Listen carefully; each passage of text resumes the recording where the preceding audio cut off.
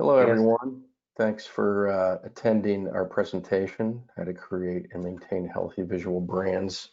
I'm going to give it a few minutes before we start just to see if we get any more viewers. So if we can just hang tight a few minutes, that would be great.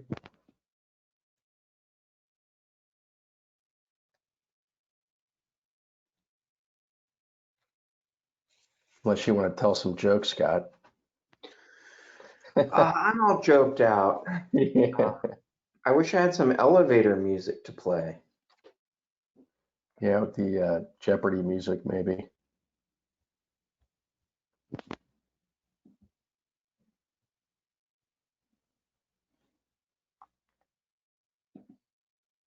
I wonder if we have to pay for this. Here, I got some music for us.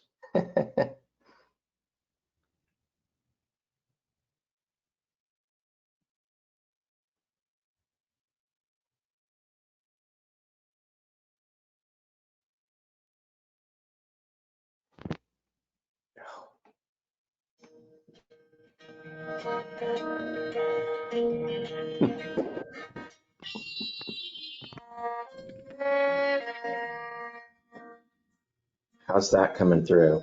That's Do not we have bad. less viewers? What's that? It's from the soundtrack of this movie, Nebraska, that I've yet to see.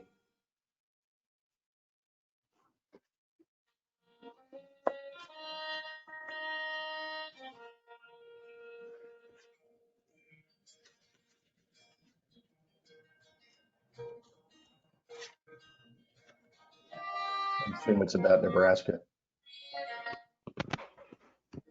It's nice driving music.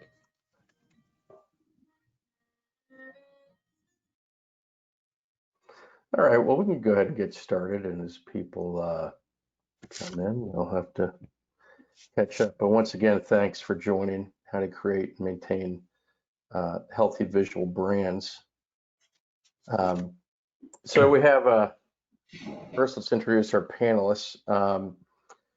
Unfortunately, Ethan Klein had an emergency come up, he did not join us, but we will be speaking for him, and he's been a part of creating this presentation. So sorry he couldn't join us, but I'll let Scott Combs introduce himself. Hey, Scott Combs here. Unfortunately, you'll just have to listen to John and I more with Ethan. I'm Scott Combs. I've joined DeanHouston about 6 months ago. That's right in the middle of 2020. I can't think of a better place to be. Before DeanHouston, I was Detroiter for about, gosh, I was going to say 12, but it was more like 16 years in Detroit working on brands like General Motors and all the car brands that are part of them. Did a little time at Donor Advertising, and before that, spent time in Boston. Started out in Nashville, Tennessee. How's that? Sounds good to me. My name is John DeBay. I'm the creative director at the Cincinnati office. I've been with DeanHouston, so a total of about 6 years. Left briefly, then came back. I have quite a bit of B2B experience, probably about almost 20 years, and then did some time and on some consumer work and other agencies. But for me, it doesn't really matter. All the principles are the same in many cases, regardless whether you're B2C or B2B.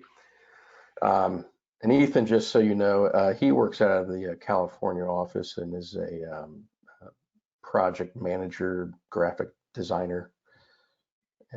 But moving ahead, so we've kind of broken this down into really 5 segments. The first 4 are really what we're kind of calling the pillars of the visual elements of a brand: identity and logo, fonts, colors, imagery, and then the last section, mood, is really going to be, it's really an exercise in how you can see how all these things work together.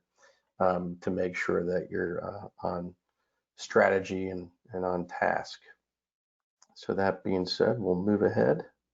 Oh, by the way, there will be some, if you have any questions, you can go ahead and fill those out. And at the end of the presentation, we'll be able to, we'll have some time to do some Q&A. Yeah, we'll monitor questions throughout those. So, write them down as you put them in as you think about them, and we'll get to them at the end. So moving on to identity and logo, I'm going to hand this over to Scott to talk about, the importance of logos, a little bit of the origin, and where we see ourselves today. I want to say that as I wander and stumble over this page, John and I, Ethan, we're all kind of nerds. We're all kind of history nerds. And as this sort of, as we were asked to put this together and thinking about logos, I kind of kept going backwards and thinking about, well, what would you say were the first, logos? And you could, they're things that represented people. They're things that represented teams. Over here on the left, I found the Cincinnati city seal. Seals were the kind of thing that in the Middle Ages, if you were an important person and you needed to send a message across country, you put your seal on it to make sure so that the person on the other end knew it was you. It kind of was a logo, a seal was kind of an official thing. It represented a signature, and it kind of validated a person or an organization. And then, if you jump to this middle image of these centurions with their shields, another thing logos did was that logos kind of identified your team. Very important in Roman times that you, in a battle, you needed to know who your friends were and who were your enemies. Which leads us to, the idea of, the evolution of that goes into family shields and coats of arms. Those are the things that marked you as belonging to a territory or a family or a clan. And they came in handy when you were traveling across country and you wanted to let people know that you were coming from far away and that you were a friendly person.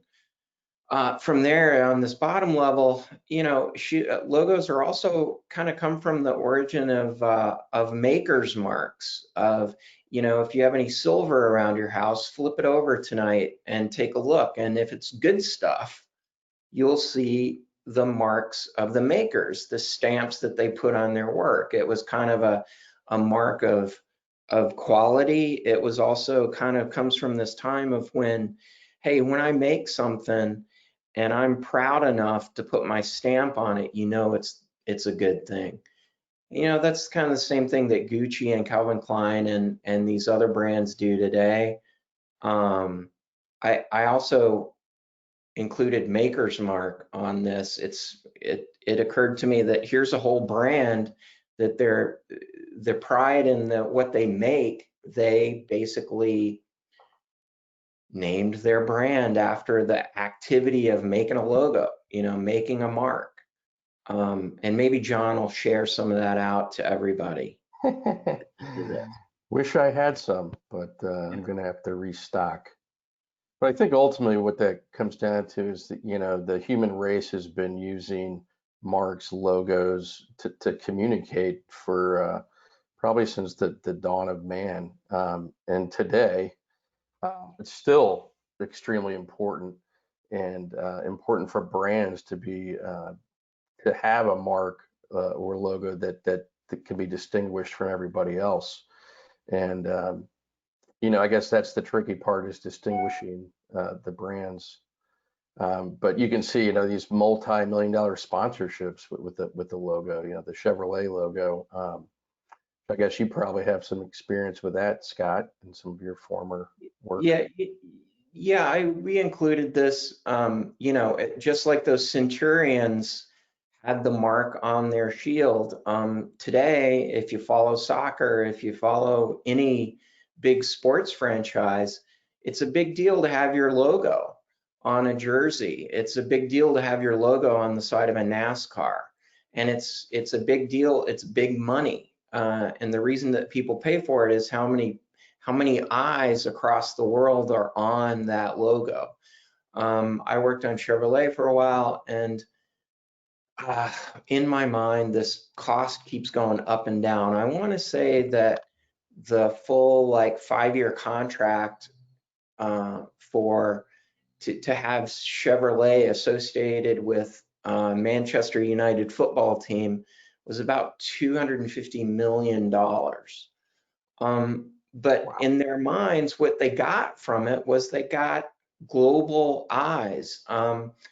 Manchester United, this little British, well, not little, British football uh, franchise has a huge following in China and Brazil and Argentina, and basically every continent has followers for this brand.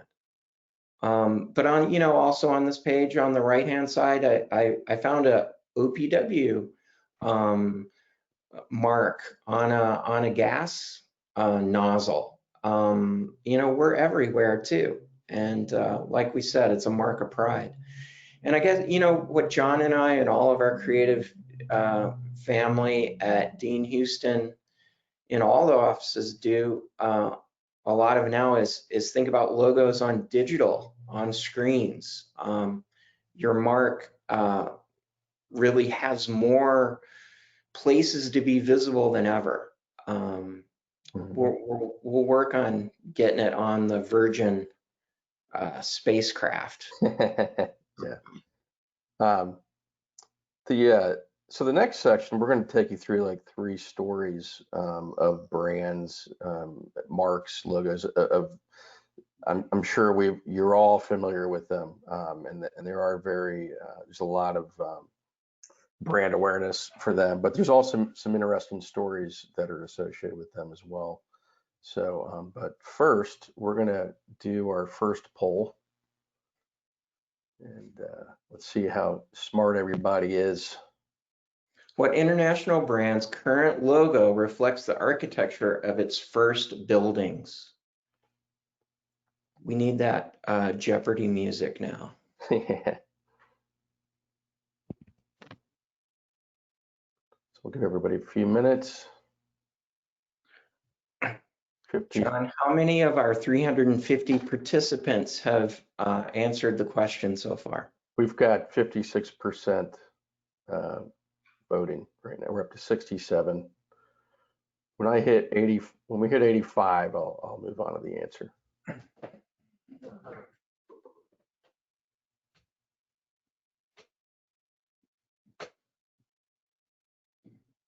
John, had you seen the Skyline Chili episode of Simpsons? No, I didn't know there was one. Oh, you weren't at the Christmas thing last night. Mm-mm. Talking about it. No, I was getting another presentation together, so I couldn't make that. But in the interest of time, we'll go ahead and move on. Let's look at the results. All right, so 86% picked McDonald's, 14% picked Skyline Chili. The proper answer, it is McDonald's. I don't know if any of you have ever seen the movie The Founder, but I encourage you to view it. It's a really well done movie. One thing that I tend to do when I hear movies, whether they're based on a true story, I immediately go like to history versus Hollywood, and I try to figure out what's real and what isn't real.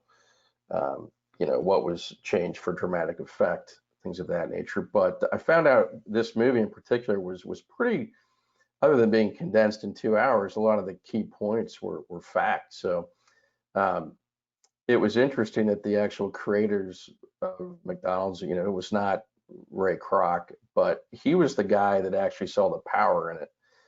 And he saw the power in those golden arches, something that was kind of created before him, but the owners really didn't know how to leverage it across the nation. But I think Ray Kroc understood the brand. He understood the value of the brand. He saw this very wholesome, neighborly concept that he felt America needed. And it was really his idea to kind of use the arches as part of the M. And it's funny, even the name itself, McDonald's. Um, he didn't change that. He had a big ego, but it wasn't big enough to change the name because he felt that he's like, who wants to go eat at Crocs? But but McDonald's felt like something you could trust, and it felt very Americana, and had that kind of wholesomeness and that neighborly feel.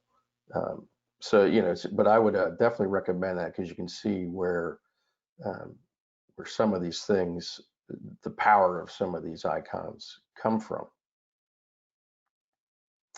Um, and then today, they're still using this mark, and it really hasn't changed that much. It's gone through some evolutions, but still very, leveraged and used in a very contemporary way. But the strength of the mark is still there with the colors, um, and they're not afraid to use that mark in a creative way. For instance, Scott, if you want to go through some of these other samples we have. Yeah, sure. I would just say, in thinking about this brand together as we put this all together, I mean, this is an example of how your mark is at the center of your brand.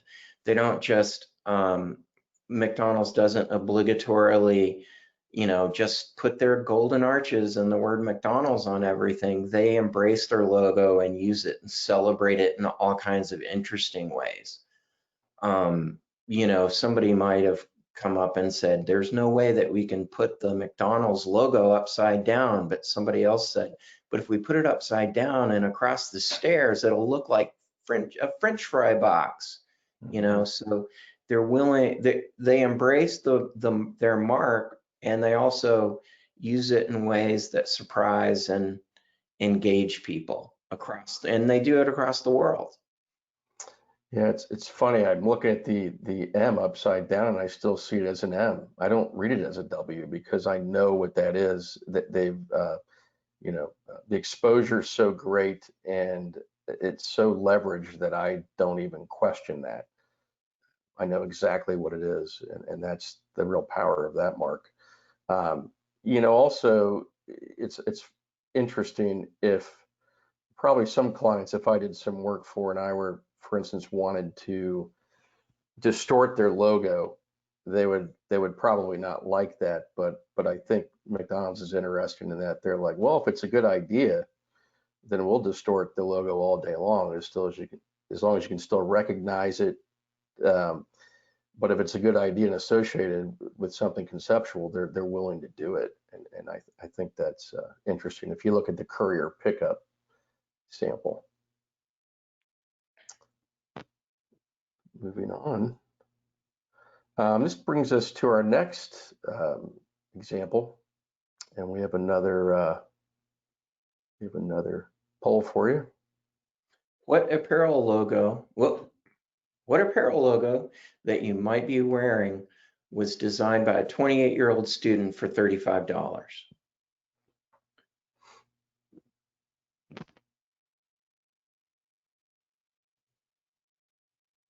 This one is twice as hard as the I McDonald's one. think our audience is very smart.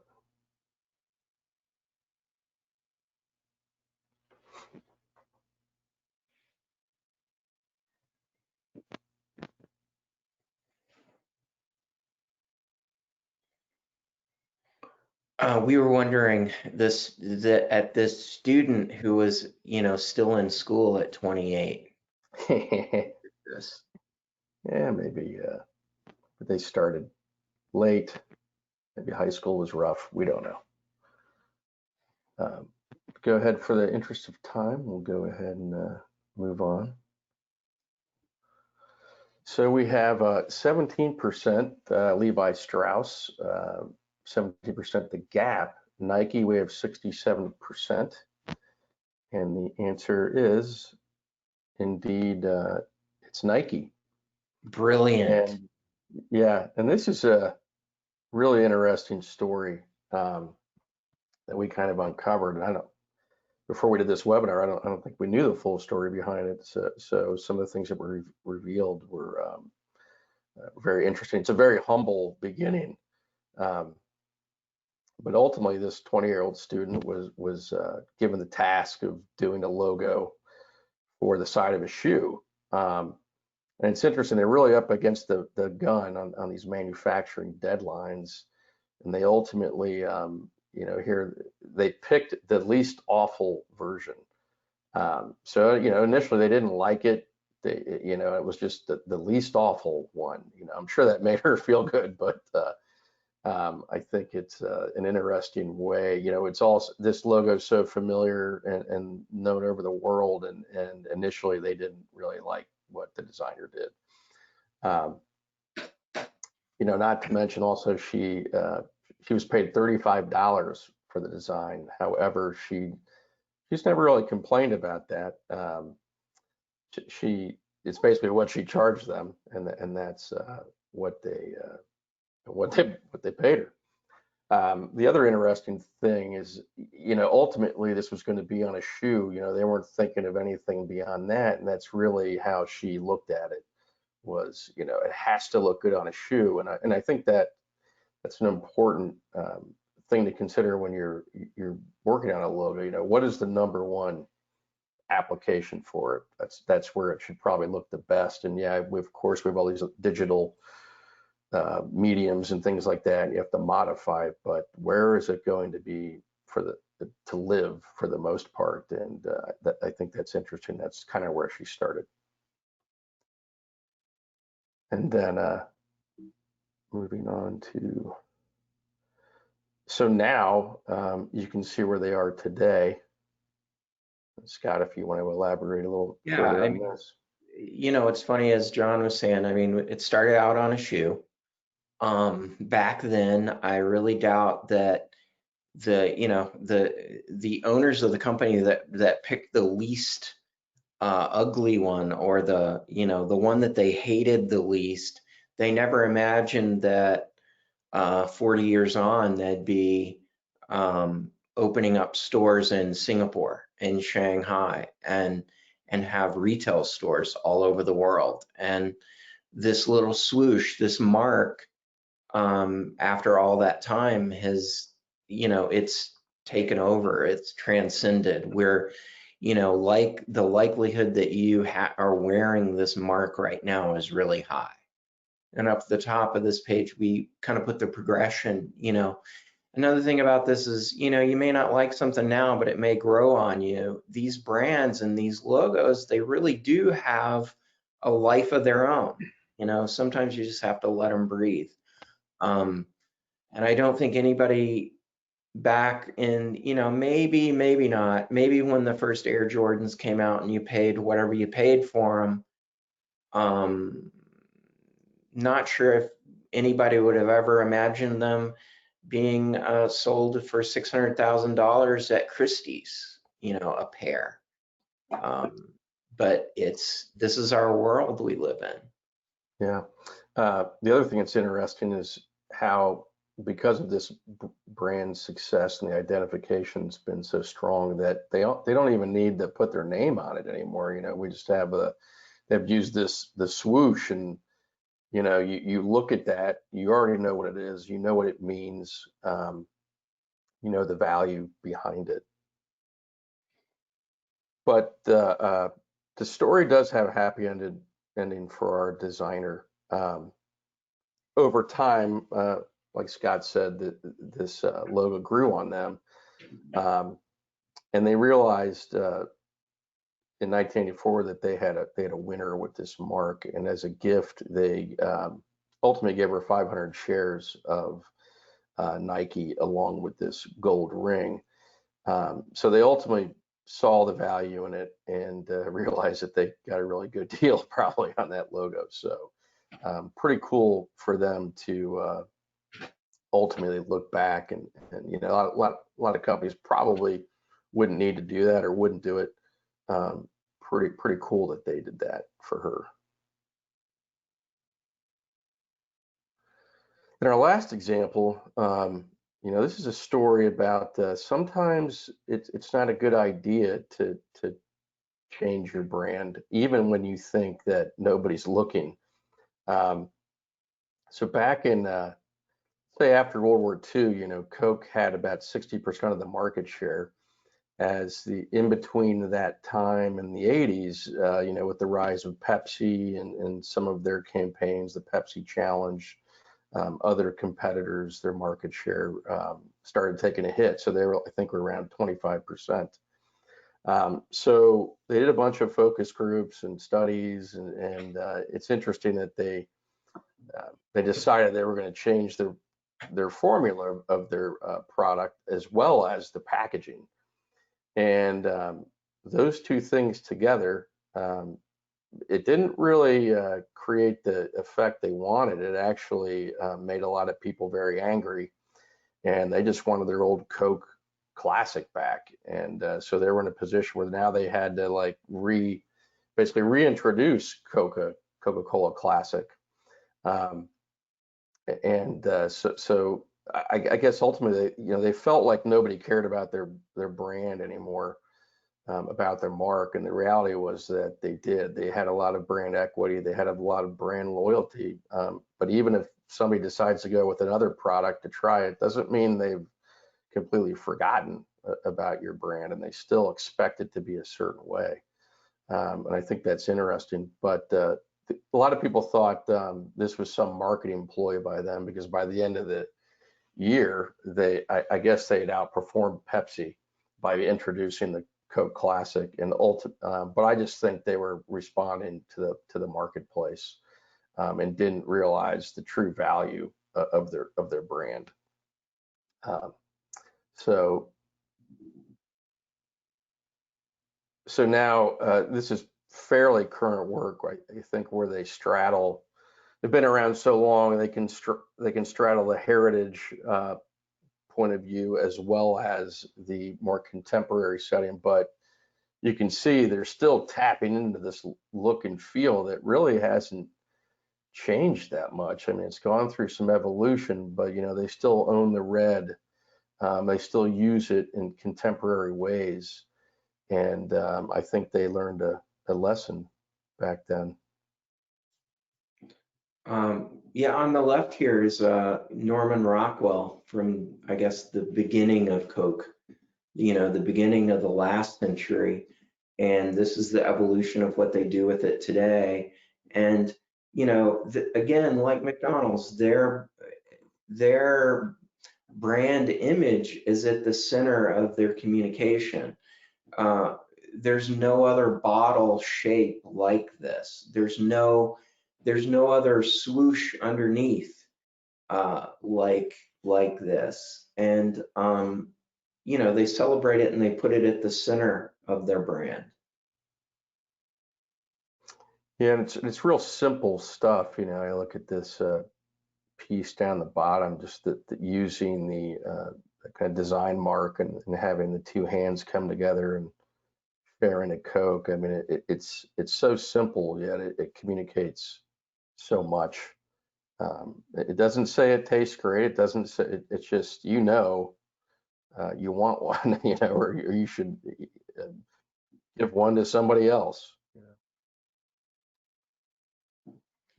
So this brings us to our next poll. Get that launched. Phrase most often heard by a graphic designer. My iPhone can do that. Could you do this for free? It'll be great exposure for you. Can you make the logo bigger? Do you know PowerPoint? All of the above.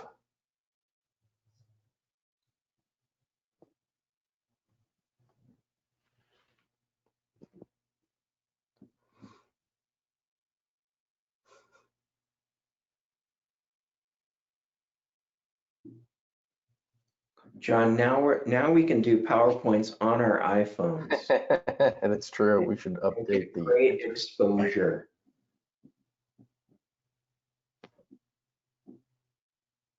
Yeah, I think all of these have some relevance.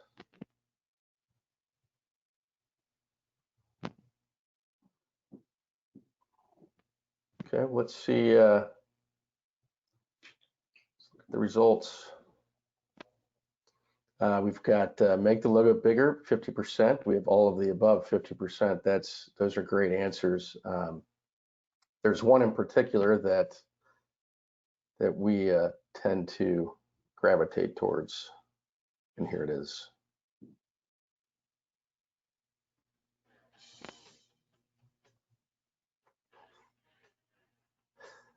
It's a big hit from the 80s.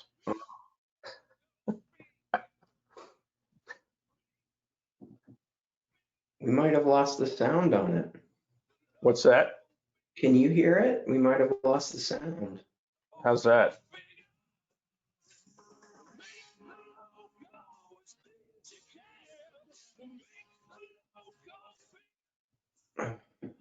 We'll have to send you the link later.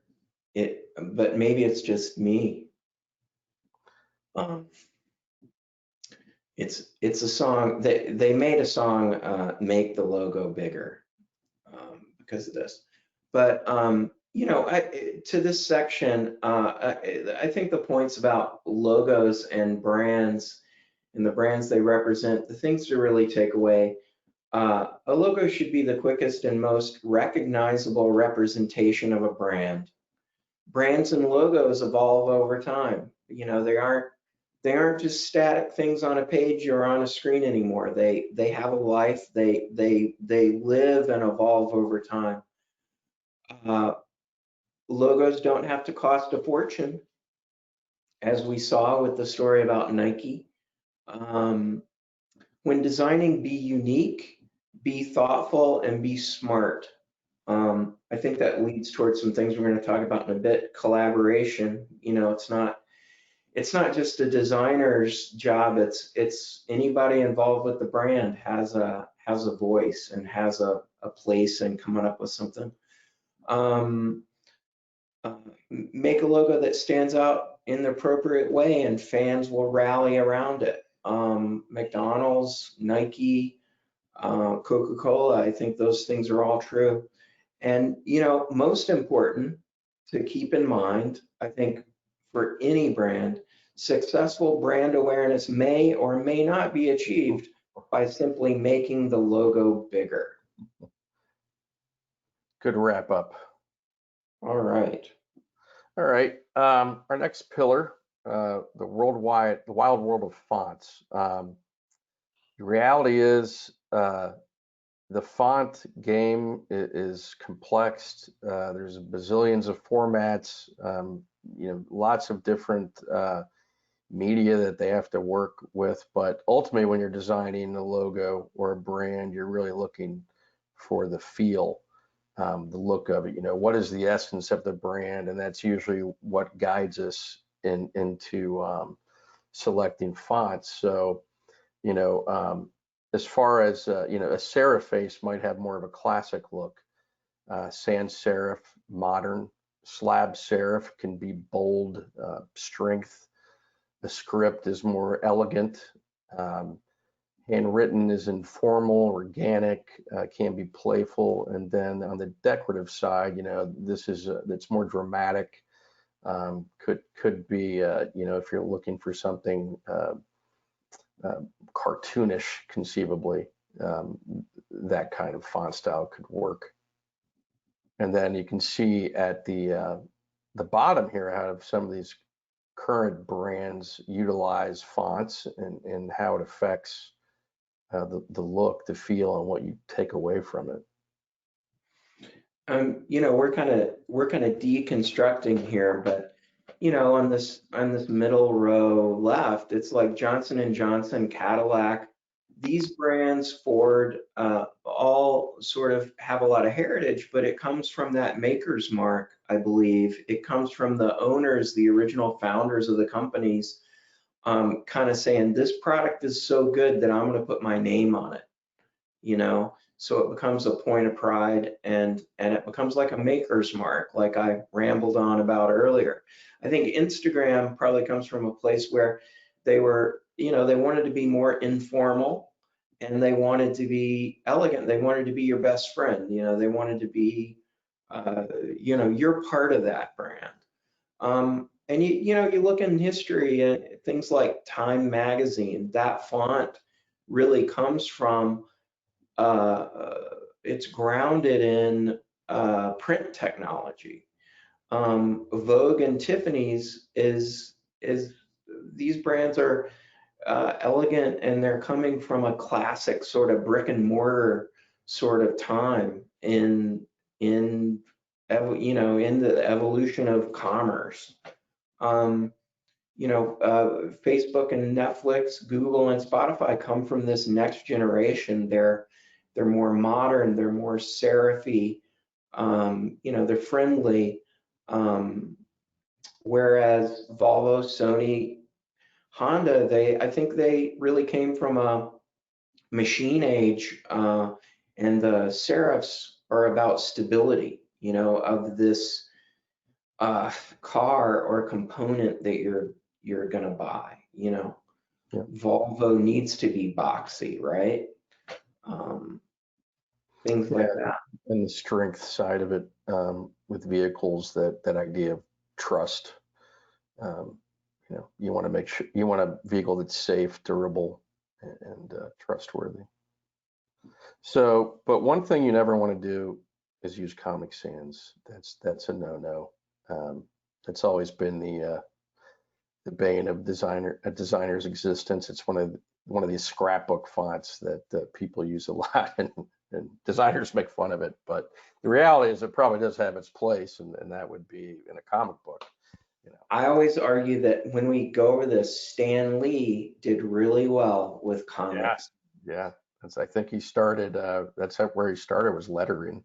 So. Yeah. Um, So ultimately, we want to make sure brand fonts are readable across all media, come in a variety of weights. They're versatile for future uses as well. Not to mention just how they feel and look. We did a reverse survey, and we each kind of picked our own font that we liked the best, and we had various reasons for that. I'll just go ahead and go. Myself, but I like Avenir. I like it's a very friendly font. It has a lot of weights. It kind of straddles this line of you know, seriousness, but also like kind of friendly, and can be used in a lot of different ways. It's just very flexible.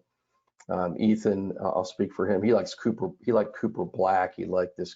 He felt it was an old classic font. Has a lot of feeling behind it. And then Scott, you want to talk about Well, your? you know, Ethan's the grooviest among us. Yeah. Um, Well, he's I, from California. you know, for this purpose, for visual purpose, I put Leroy lettering. If any of you guys ever worked in engineering and drafting, you'll recognize the kind of font that you made on your blueprints, that really came out of machine lettering, but also out of hand lettering.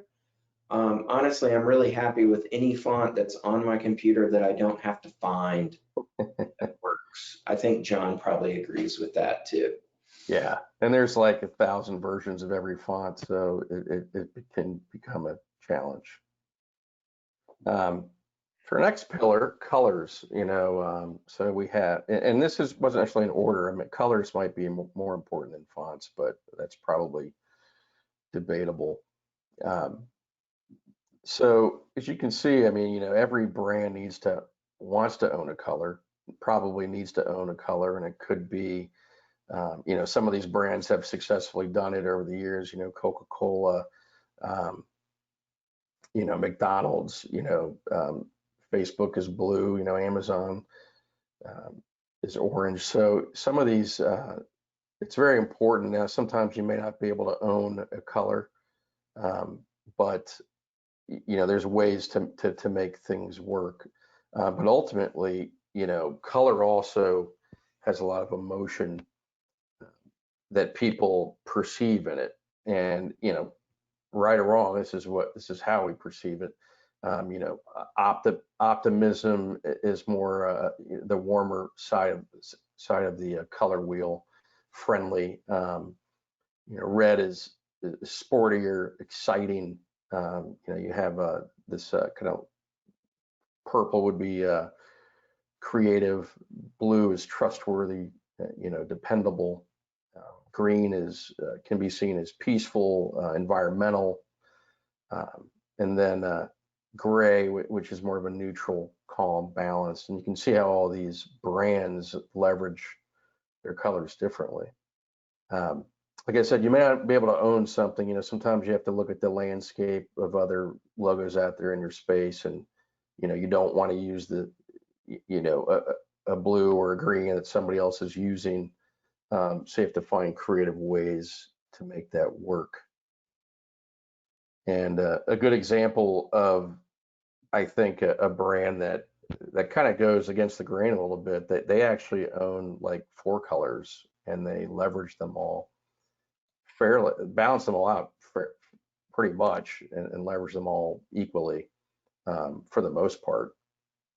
But it's interesting that if you look at their logo, it actually looks like 10 colors, but it's really just 4, and It's all the primary colors. yeah, and they duplicate the red, and they duplicate the blue, but my eye sees it as multicolored, even though we're showing more colors than are really there.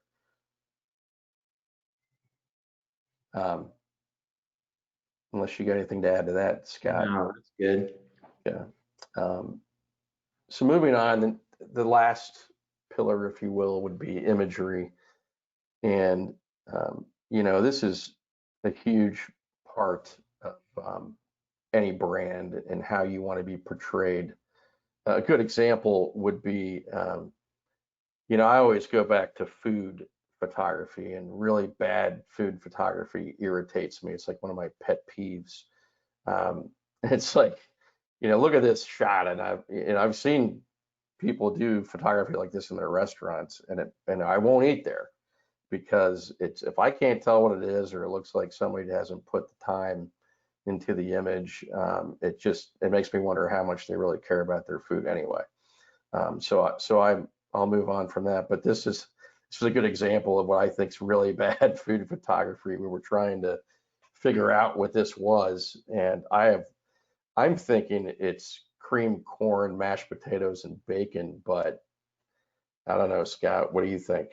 Well, the scary thing is this is what Ethan had for lunch yesterday. Yeah, and that he couldn't make it.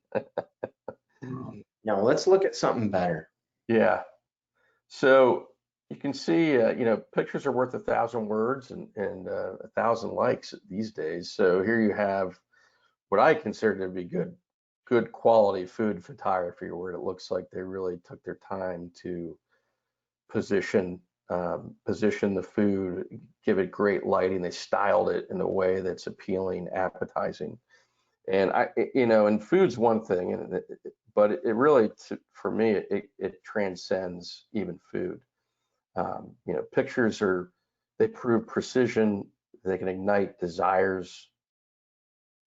They tell stories, and they share awesome journeys. So, like, even in the B2B space, images are very important as well. I look at the left side here, and I almost don't. My goal is to have an ad someday where there's no copy in it. Sorry, copywriters, but that's what I'm trying to achieve. And I think the image on the left almost does that. It's almost like you could have that image with the logo, whoever the brand is, and it's like, I want one of those. That thing is awesome. Just the way it's shot, the way that he's looking up at it, there's just a lot of cool things about it. I look at this warehouse image on the right and this portrait, and I see something, it's very powerful. We're taking something that generally, probably in real life, might not look that attractive, but treated this way, it's very powerful, very appealing. And and the black and white helps as well. And then this day and age, we have we have the ability to do composites. They can be very dreamy, very otherworldly. For instance, the image on the left, half of it probably doesn't really exist. It was created conceivably in 3D and using a lot of different elements and bring it together. But a lot of this it's a matter of time, it's a matter of money, and also how the brand wants to be portrayed.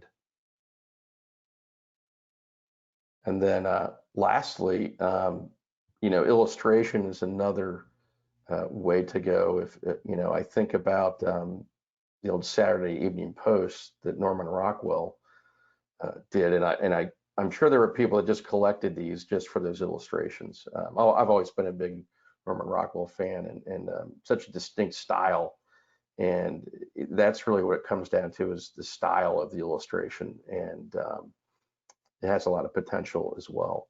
And then I know, Scott, you have a personal connection to them on the right.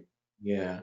I mean, just a little bit more about the Norman Rockwell. When I look at this picture, I think, he was always known for his realism, but I almost would challenge anybody to try and make this as good as it is in a photograph. He was able to amplify these other tattoos below, and he probably had different people sit for him to do this, but there's something about the photograph that's so real, hyper real. Like, the guy's hair is really real. It's messy. It's not like he tried to make anything perfect, but it's almost better than a photograph. The image on the right, I mean, we threw this in just to show what a few lines with a grease pencil can convey. I believe this was Seymour Schwash, the illustrator, but the idea came the day that Jerry Garcia died in 1995. I worked at the agency that had VW. Didn't get to work on VW at that point, but I always remember this day because just somebody kind of scratched this out in an afternoon, and it went up the ladder to all the creative directors and all the account folks and the clients, and within like an hour they said, let's do it. And by the next morning, this very simple illustration was sort of the homage to Jerry Garcia that represented the VW brand and their farewell. So it's just, you could have spent a lot more time, and you could have labored a lot more, but there's power in illustration that you can communicate something in just some brush strokes, just a good old pencil on a piece of paper, still have power and a place in this digital world. Very simple. So images speak loudly for your brand. Images trigger instant and lasting impressions to a viewer. The last kind of segment is really, it's getting a grasp of how all these things can come together in a quick exercise, and it's what we designers call mood boards. So, you can see it's a good way to tell if things are working and they're on point, they're strategic, and they're doing what all these things combined are doing what you want them to do. So, is your brand warm and rustic? Is it cool, futuristic? You can see how these blue colors and the fonts are coming together to create that feel. Is it handcrafted, which is kind of a trendy thing these days? Is it kid friendly? The primary colors, the organic, informal fonts. Is it an outside voice, or is it whispered? So there's a lot of power in whispering sometimes. Yeah, not being too heavy-handed, letting these things, just letting the visuals work, letting all the elements work. You sometimes don't need to say a whole lot. So And wrap up, mood boards where all the brand elements, logos, fonts, and images come together to be tested to see if they belong. They're thought starters and conversation starters used internally and with clients. They're a final stage before establishing a brand identity. Like we said earlier, it's a great way to collaborate and ask questions and find answers. So our last poll is how long, get through this, and we'll open it up for some questions and answers after that. What is the average time to develop brand guidelines? 3 months, 6 months, 9 months, 16 months, or 24 months?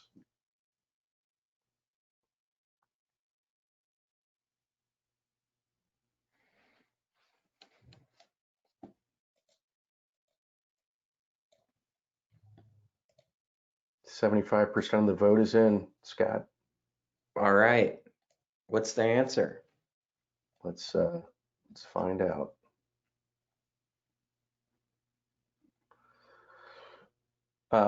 We've got 9 months got 17%, 16 months got 67%, and 24 months got 17. The answer is average time to develop graphic standards is 16 months. However, the average time to come up with a project that breaks established standards is 1 week.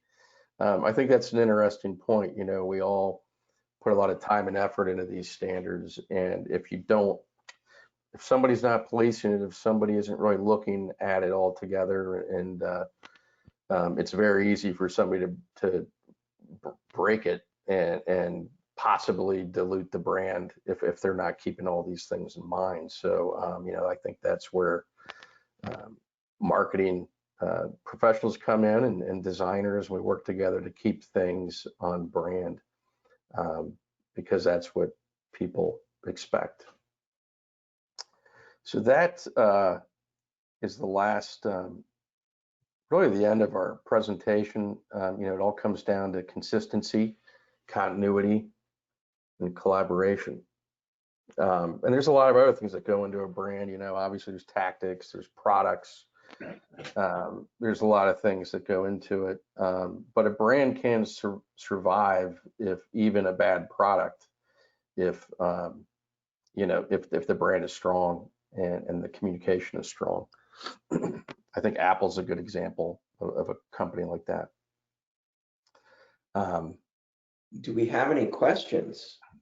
I think Thanks we do. for hanging out with us. Yeah, let me open this up and we'll get to those. We don't have a question, but we have a comment. Alicia loved the music.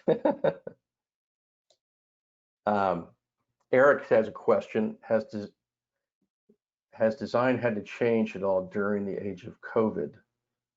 That's an interesting question. I think we'd still be trying to figure that one out, huh? Yeah, I think we're in the middle of it, and we're probably going to have some sort of maybe once we're past it, we can evaluate that a little better. I do think in the age of COVID, design seems to be happening faster. I'm not sure why that is. It may be just due to the changing landscape. So you have to react fairly quickly to these things as they pop up. I mean, I think maybe an interesting answer is also that because of the way we're working together, design may have changed in ways we don't realize just because of the way we're collaborating remotely. We're not together in a room to talk through things. We're kind of doing it in our separate spaces. So we're also probably doing more digital than other things. That's true. Well, there's a lot more video as well, and so all these elements still have to work in that medium as well. And but it seems like we're all kind of trapped right now, just looking at our screens. So that makes a lot of sense that a lot of stuff would be digital and video. We have another question by Mackenzie. If a new business is starting up but has a budget, what would you say is the number one priority to get done first when it comes to branding? I have some thoughts on that, but Scott, why don't you go ahead and I want to see what you have to say about that. I guess the quick answer is, a logo identity. But even before that, there's an opportunity for a creative team, or, a team of clients and creatives inside, internal or external, to, help invent the brand. And that would include naming, an identity, visual identity, but also, kind of products. And that could go towards even, marketing tactics. If you really have the chance at a clean slate, let a team like us in on the ground floor, and we could help you. We could, be a sounding board and help and invent a new business. Mm-hmm. Yeah, I think it's a good point. I mean, if the essence of the brand, or the I guess the why of it hasn't been determined yet, that would really be the first step before we do a logo. We have to understand what the brand is trying to accomplish, and what we want people to take away from that brand. And that's where all these elements could come together. So, but I would say a logo always seems to be number one. And some other things can change over time. I've seen brands change fonts, change colors, but generally marks tend to kind of stay the same. So it's important for that first step to be one that can be lasting as well. Maybe the right answer, the right one-word answer is strategy. Start with a strategy, and Yeah, everything come out of it. because it does. They are linked. Design and strategy are linked in many ways. Hopefully, we'll be able to demonstrate that. But if there's no more questions, hope you guys enjoyed the presentation, found it somewhat humorous and educational, and you learned maybe a little something about our lives as designers. Write us, and we'll send you a link to the make the logo bigger. Yeah, sorry that didn't work. It's probably not really that great of a song, but it's fun. If you hear it once, it'll be in your mind forever. Exactly. Yeah. I think actually there will be a recording of this made available, so it should be able to it should appear on the actual recording. But once again, thanks for joining us, and I'm sure we'll see you all again. Thanks, everybody. Bye.